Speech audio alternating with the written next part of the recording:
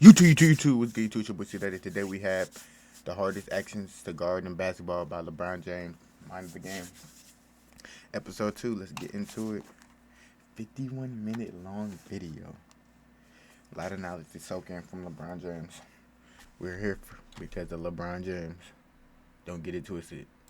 You're 84 too? I'm 84, yes, sir. Yeah, we got bad vintages for birthdays. Oh, it's one of the worst. Oh, thank you. Have you spent any time with Mark Dagnall, by the way? No. Bro, he's ridiculous. He's so good. No, he's so good. Yeah, he's on his shit. He's young too. Is he younger than us? LeBron approves of that one. Yeah, he's 38. You think he's 38? Yeah, I think he's an 85. Okay. I looked it up the other day. He's definitely younger than us. Smidge. Yeah. Like that? Yeah. All right, cool. We're already rolling, so you guys can just go. Wow. Oh, we already rolling. Oh, Like, this is what we Okay, do. This is what we do. Look, I'm only on the right side of the screen because LeBron's going to be on the left.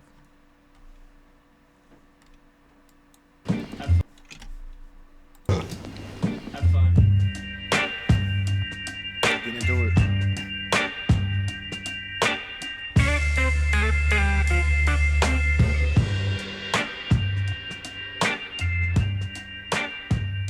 Welcome to episode 2 of Mind the Game podcast with LeBron James and JJ Redick, presented by Uninterrupted and 342 Productions. First of all, just wanted to say thank you for all of you who listened and watched to episode 1. We greatly appreciate. Bro, I skipped this part last time. JJ, are you finna do this every time, bro? Dude, respectfully, bro. We're here for LeBron James. I told you this the first time. The O's are the defensive players. So JJ, in this case, the big man would Can't run be into serious. this pick and roll. you can't be serious, JJ. You can't be serious. 13 minutes? Do you look at basketball as a puzzle in some ways? I was with Missoula in September. He said competition is a puzzle, and you have to approach it through intellect. And what I find when I talk to you or when I talk to CP or I listen to you guys, Rondo, of course, who we had on the pod last year, it's like, it's exploitation. LeBron didn't say none of that. I used the word manipulation once with Chris, and he did not like that word. So I'm going to use a different word today. It's exploitation. You're exploiting, and sometimes it's maybe basketball IQ. Sometimes you're maybe exploiting a matchup. I know that I was exploited a lot at the end of my career because by that time it was about target hunting. Yeah. And oftentimes when I was on the court, I was the target. It is like And it's pick on the exploitation. white guy, huh? This is bullshit, man. I don't like that, man. It bothered me so much. I mean, I remember, dude, when I was with Philly and like we ended up not playing you guys in the playoffs, but like that first year in Philly, because I was guarding point guards that year.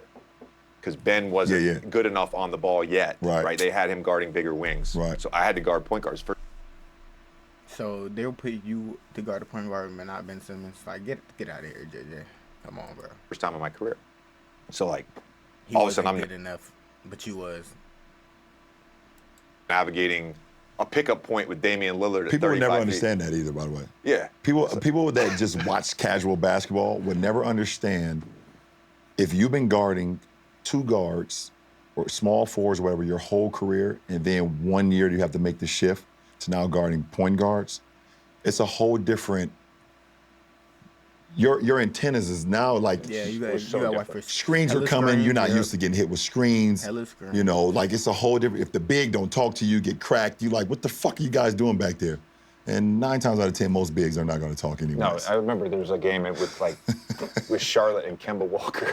You know, he's a shifty motherfucker. He's a shifty motherfucker. There's And not he's too many guys. He's doing that little left drop spin for move, and sure. I'm like, come on, man. Like, Yeah. what am I supposed to do? Yeah, for But real. I remember we played you guys a few times that year, and I'm on the point guard, and you're just like, come here every time. Fuck you, Braun. Fuck you, Braun. Fuck you. That's T. Lou, man. No, that's not me. You know, my basketball IQ is not that good. But I think part of it, Yep, man. it's not, for me at least, as like a when I played, of course, but also as an observer now. Yeah. Part of the matchup thing. So if I go switch on you, right, you've now got a favorable matchup. Part of it is not just so that you can get a shot. Part of it, like basketball boils down to, can you put 2 on the ball? Yeah. And now you create the 4-on-3 on the backside. Yeah. I don't think many people know that. You know why? Because everyone now, it's a narrative of this thing called, I have a bag. Or he doesn't have a bag. It bothers the fuck out of me. Everyone thinks just because you get a favorable matchup. But he's saying LeBron don't have the bag, but he's the greatest player of all time. How does that work? That it means it's one-on-one time. Let's play ones. That's all you hear the kids talk about now. You wanna play ones? You wanna play ones? What the fuck is this?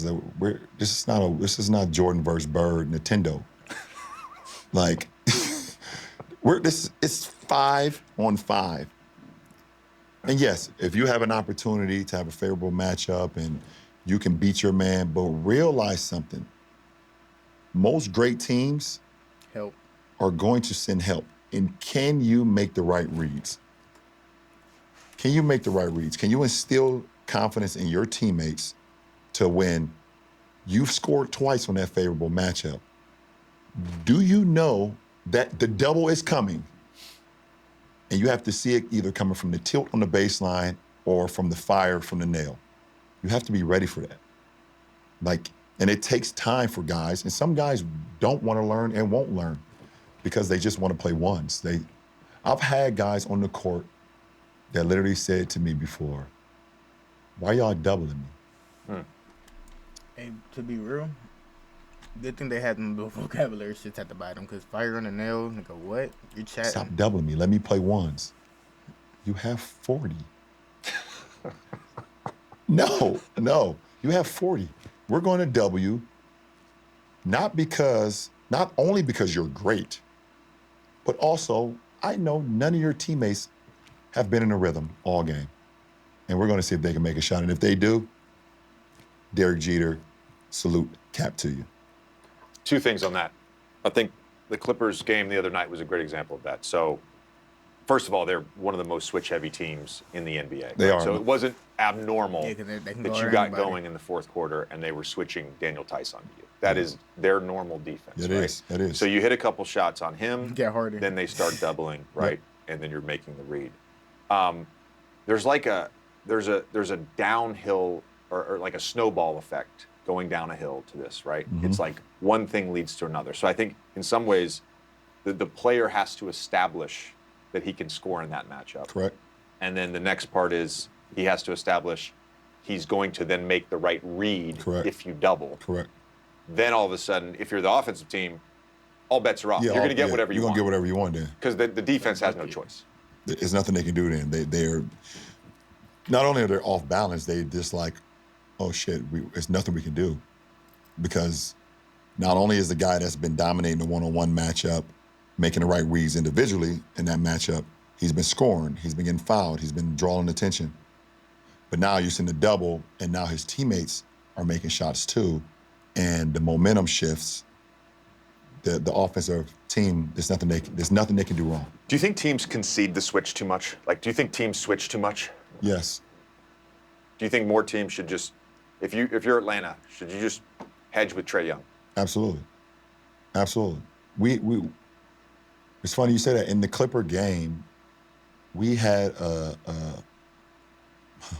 switching built in versus Kawhi and versus James and whatever the case may be, and I vetoed it in the second half because I know T. Lue more than any other player that's ever been with T. Lue, and I know he plays target ball too.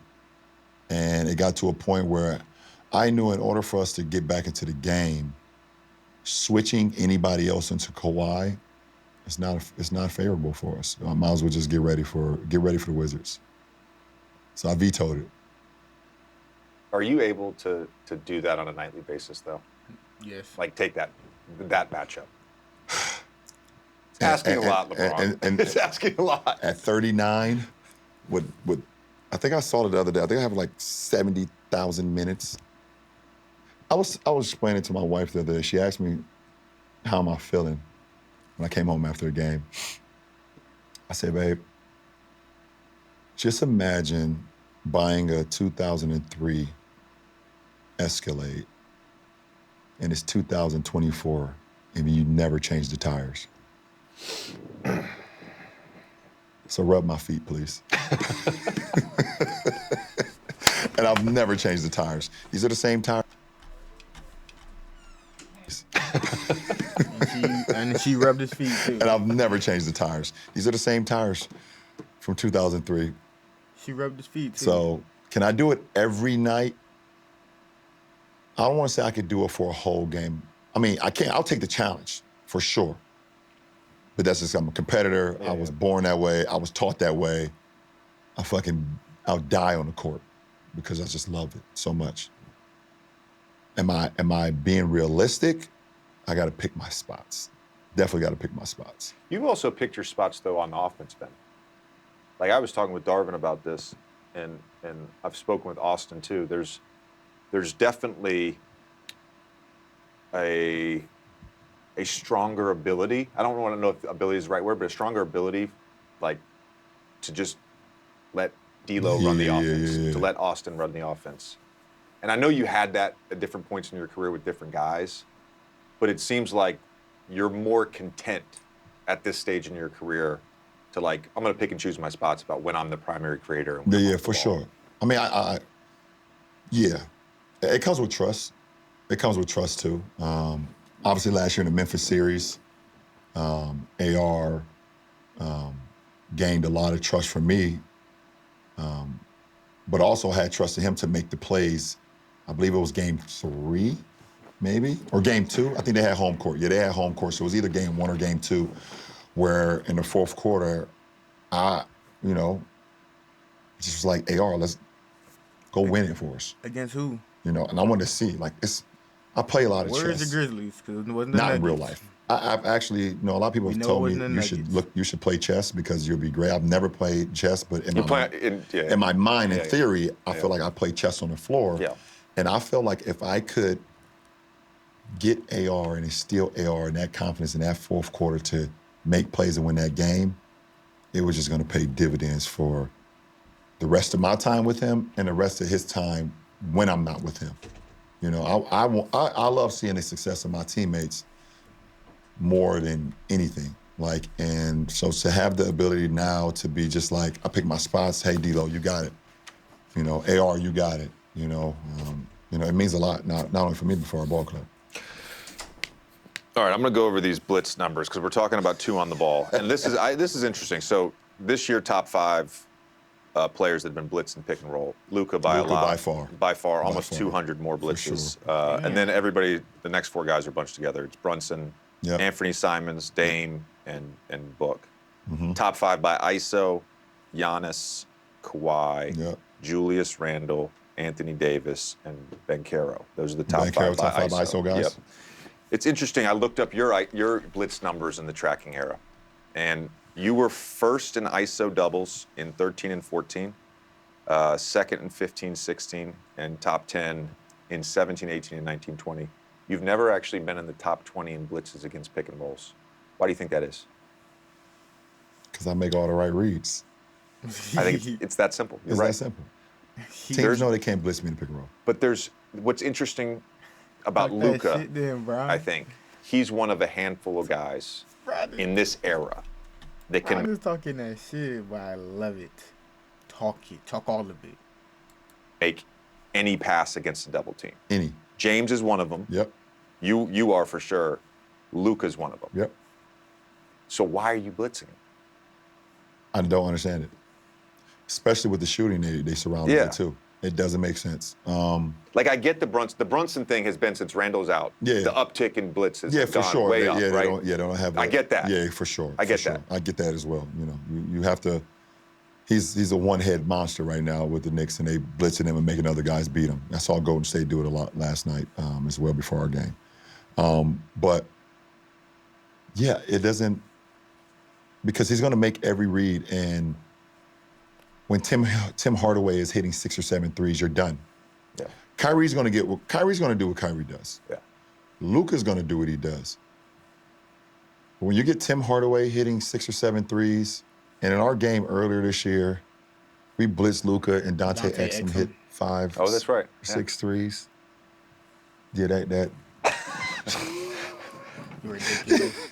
I guess what's interesting to me. Don't even speak on it because we're gonna with start talking great shit. players, because Yeah, everybody forget always it. talks about mixing it up. You Yeah, got to yeah, mix yeah. up the coverage Mix and up the pick and coverage. roll. You got to mix Yeah. up how you double, when you double, all that stuff, right? So, for example, just so we're clear on this, when you double, by that, what I mean is the guy's in the mid post in isolation against a Right. mismatch.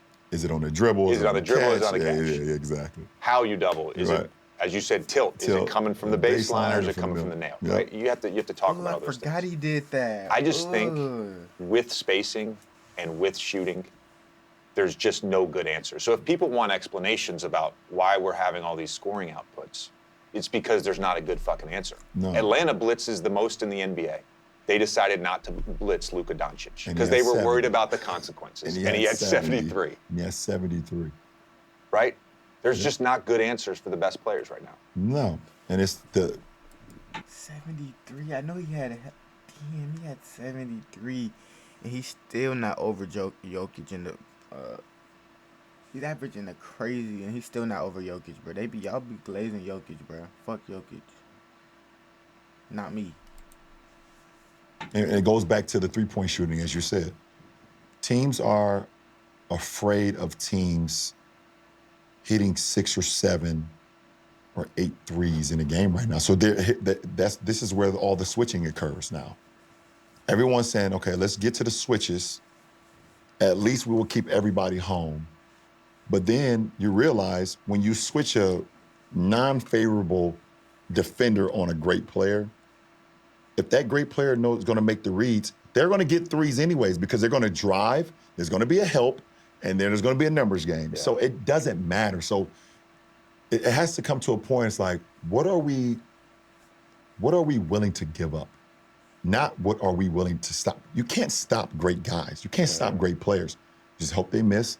But what are we willing to give up? And then you have to just tip your hat. Like these scoring outputs is insane. I wish I was back in like 2012 right now. With the young legs, Yeah, with the young tires. with the young tires. Yeah.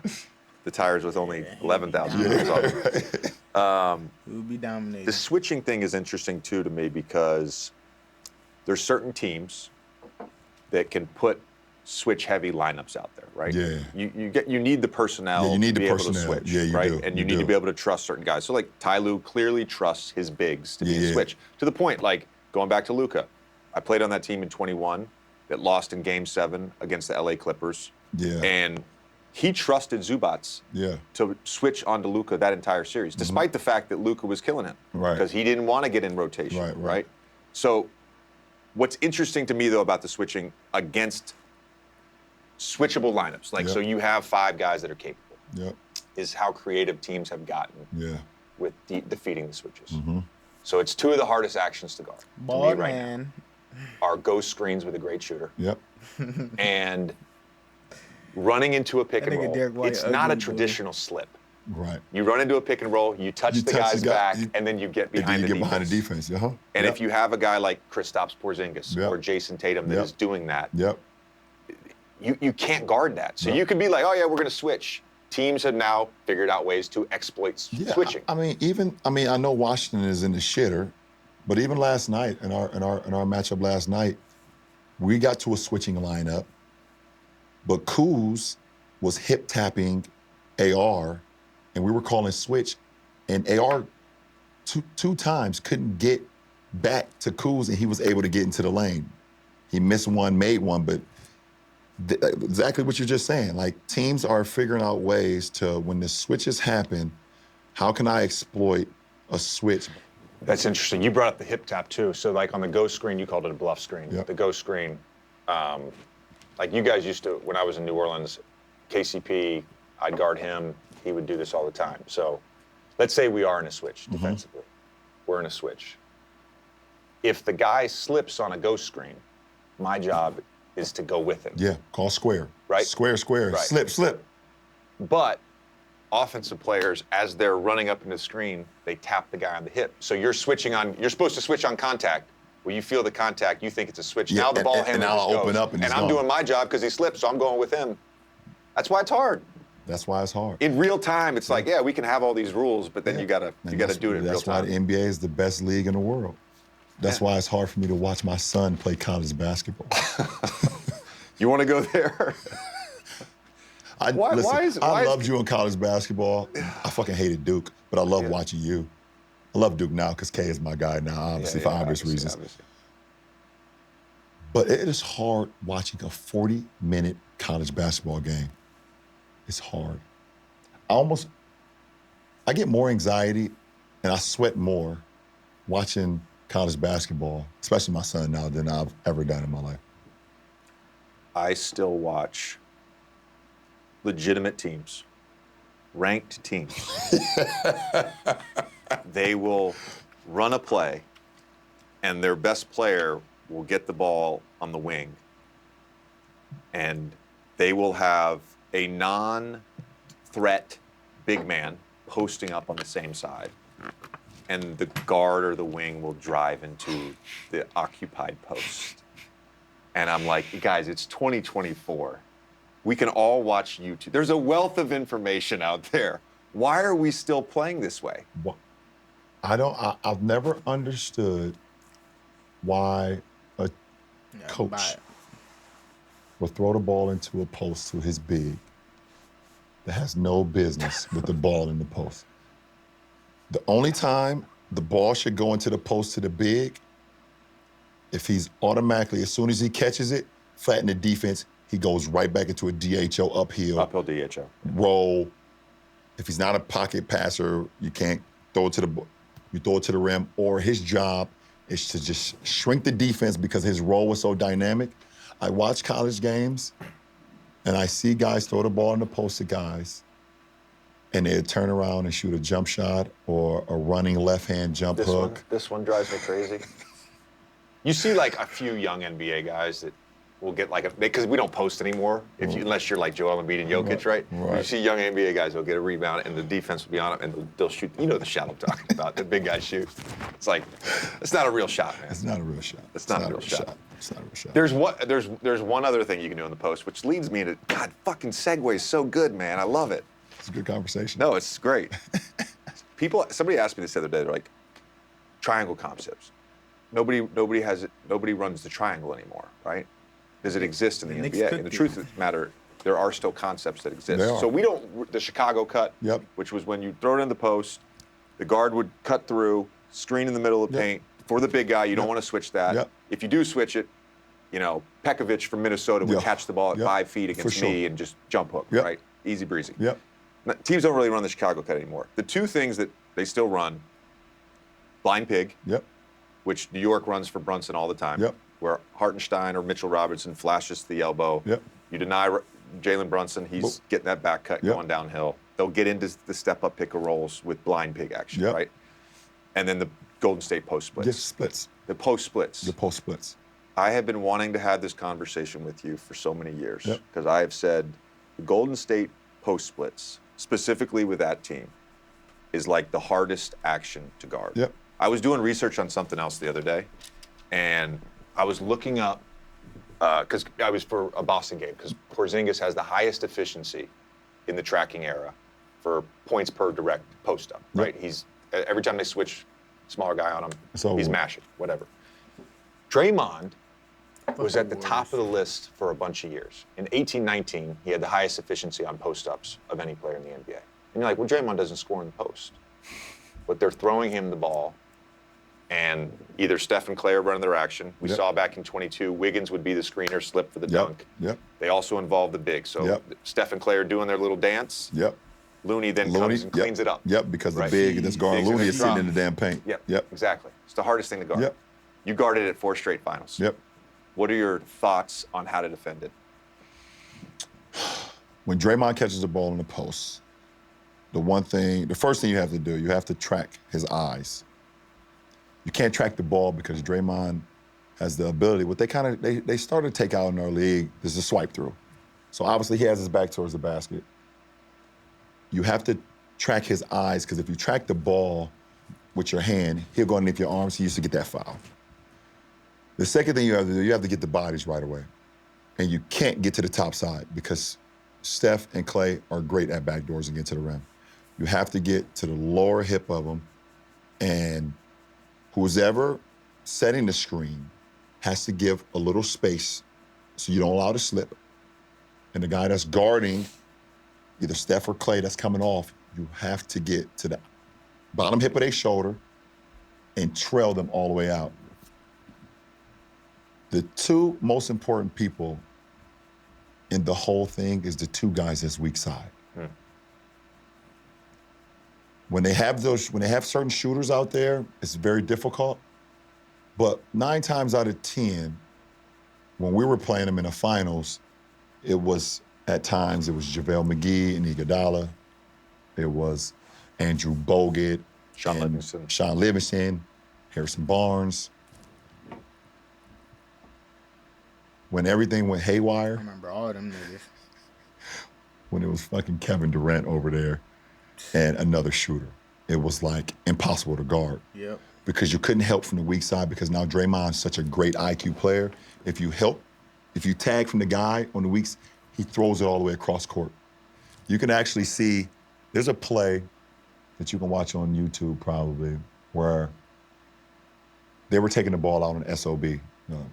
Side out of bounds. Yeah, not son of a bitch. Sorry, guys. Side out of bounds. And I was getting ready. I was 2-9ing on the strong side because they were about to get into some split action.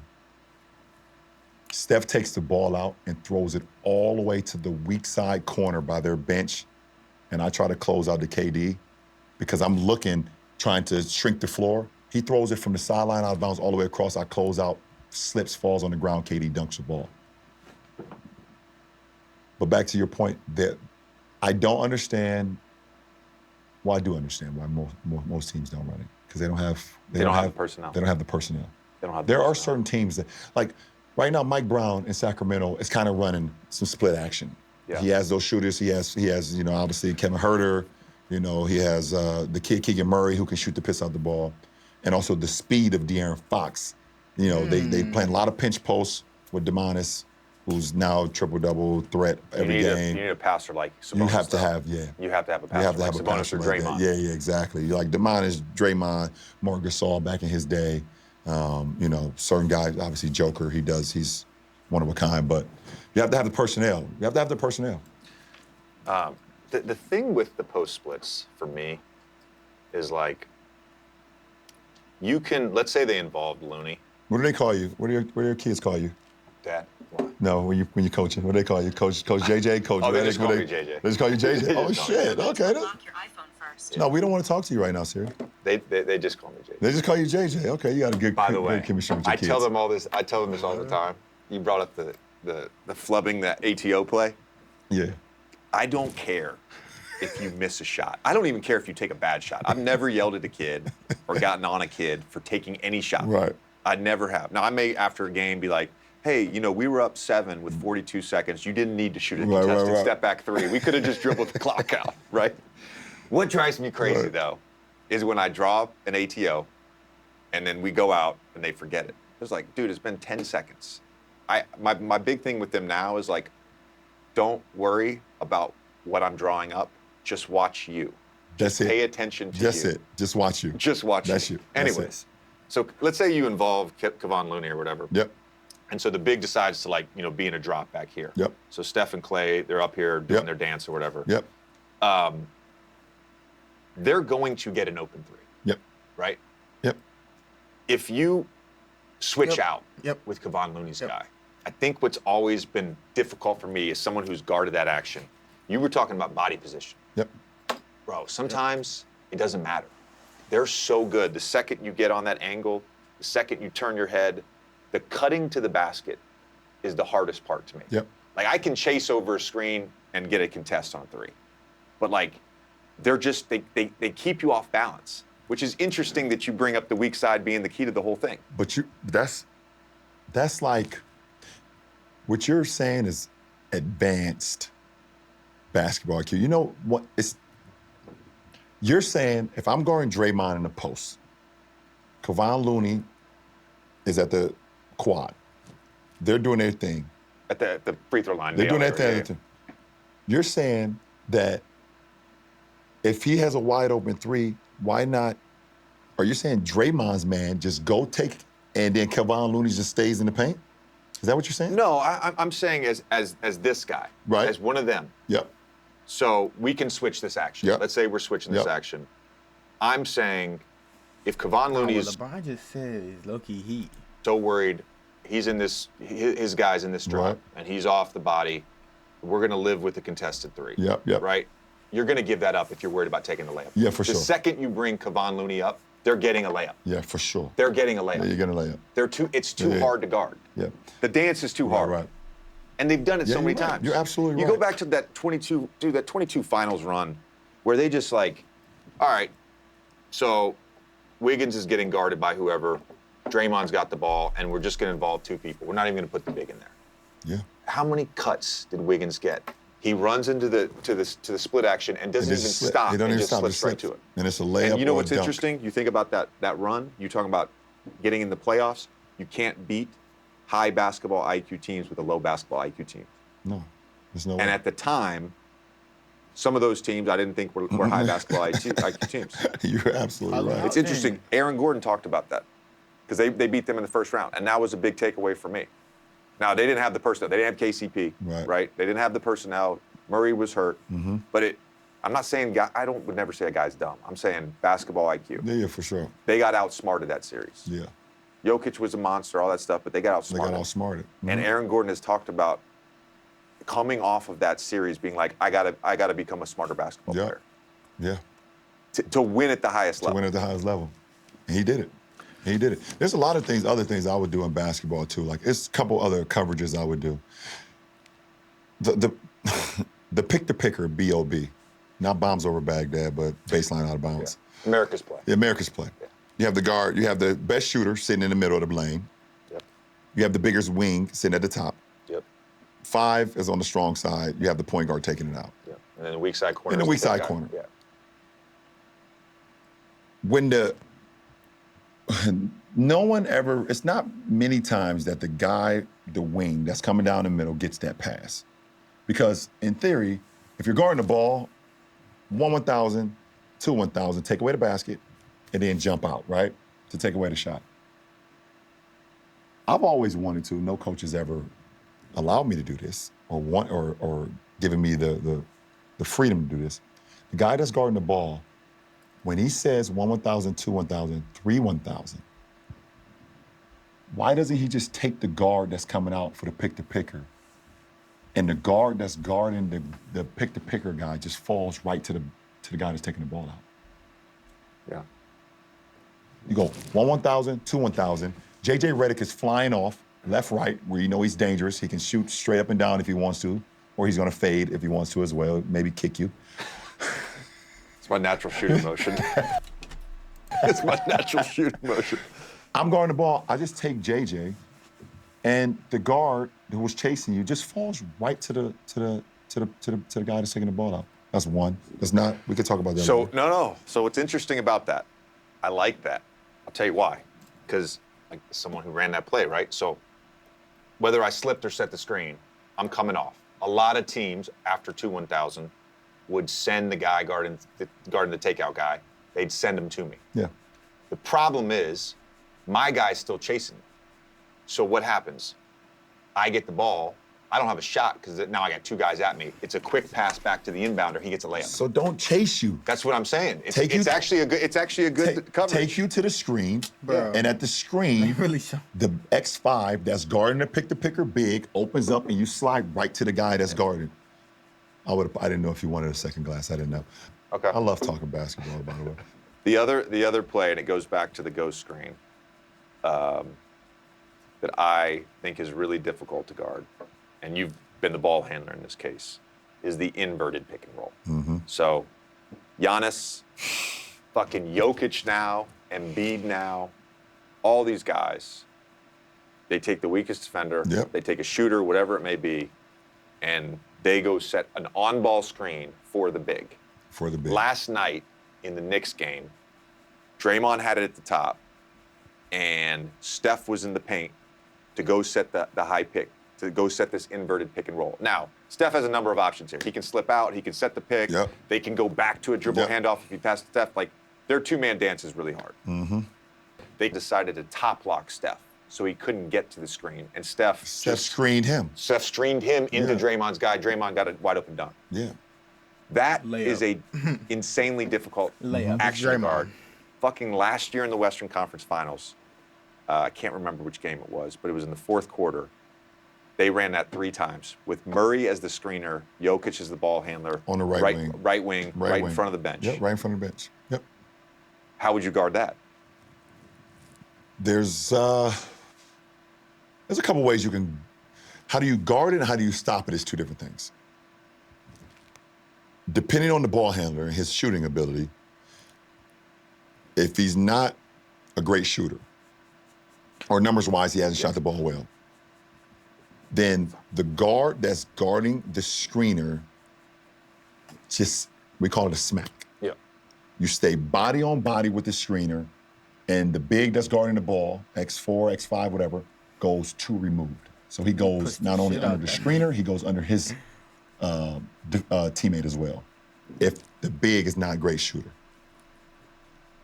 If the big has it going and he's shooting it well, i.e., it could be, Joel, it could be Porzingis, it could be Joker, where he might be shooting it well, then the guard can get out and give a hard-ass hedge, and the big that's guarding the ball goes 1 remove. So he goes underneath his player, in between his player and the offensive player. If that doesn't work, then you have to switch and then fire. And that's with Joker, that's what makes their team insanely to guard, because when you switch and you fire, he can make every single pass. And fire means double from the top. All right, so 2 things to this. So in the first scenario, and again, this is why I'm asking you, because I want to tell you now why it's hard, and you know this. I'm not telling you, I'm telling the audience. The first scenario, which you described, which is a non-shooter, i.e. Giannis, i.e. Ben Simmons. Okay, so I'm setting an invert. We called it 12, and we would get in, sometimes we get into 12 rub rifle, which is then I would slip out, Ben would hit me, I'd swing it, immediately go to chase action with Joel in the right corner. For sure. I either get a shot or a pocket pass to Joel, right? But in a normal 12 rub with Ben, if the defense was all the way back, he has a runway. Not only that, I'm just going to go get a dribble handoff and get a wide open shot. Yeah. So if you want to play off of Joel with Maxey, and Maxey wants to, Maxey just go get the ball and shoot a pull-up jumper at any point in time, right? The other reason I think this is so hard, because I took a lot of pride in my screening. Big guys are terrible at navigating screens. For sure. So in the second scenario, when you're talking about going 3rd man removed, that sounds great in theory. Right. The problem is... I mean, maybe I was just speaking from No. I have Anthony Davis, so... I know. who's a hybrid. But yes, you're absolutely right. That's the other part of this. Absolutely right. Is like, and by the way, they let guards... They just do. Yeah, I can hold that. for sure. He's not used to for sure. shooting the gap. No, you're so right. You go run like a normal high pick and roll where I'm going to screen the 5-man first. I go down, screen the 5-man, I can come back up with the Spain action, or I can go out to the corner. Like I would sit there, I'd sometimes be on the screen for 4 seconds. Yeah, for sure. They just don't know what to do, and then all of a sudden they're chucking me in the throat or pushing off, and I get an offensive And that's foul. what makes it even more dynamic, because then when you have a guy like Giannis and Ben when he was in his groove, and Joel and now Jokic, they have the ability to, obviously Giannis is like the best at it. And today he has the ability to have the defense go one way and then the guard will flip screen it. So they call this the Virgil screen? Bruh, if you know who Virgil is, he's not good enough to have a screen named after him. Unless he was the first person to do it. Now the guard that's guarding X2, Virgil screen, of course, the Virgil screen. He'll be on this side, getting ready to show or blitz or hedge, and now they flip the screen, and when he crosses over, there's nobody over there. And then once Giannis gets to the launching pad, it's over. He's gonna dunk you and the ball in the rim. That screen kind of hard. Come on, let's do it. Grandma the glass, man. JJ don't want to finish this. Oh, yeah. I brought these from home, man. For you. Risottos? Yeah. You know it. LeBron, thank you for your generosity with the wine. Oh, appreciate I do you. appreciate it. I appreciate it. I'll make sure, home court. Last time I was ready. So I'll have some for you next time. I'm not listening, man. I can always bring the wine. Listen, I got plenty of it. I ain't needing somebody to drink it. Too much money. What are you talking about, JJ? There's plenty of money. What the fuck is the wine gonna do? Alright, man. I'm gonna start thinking about that below, man. If you like the video, Hey, more knowledge. I'm ready for episode 3. I'm ready for episode 3 already. I'm out to the bitch.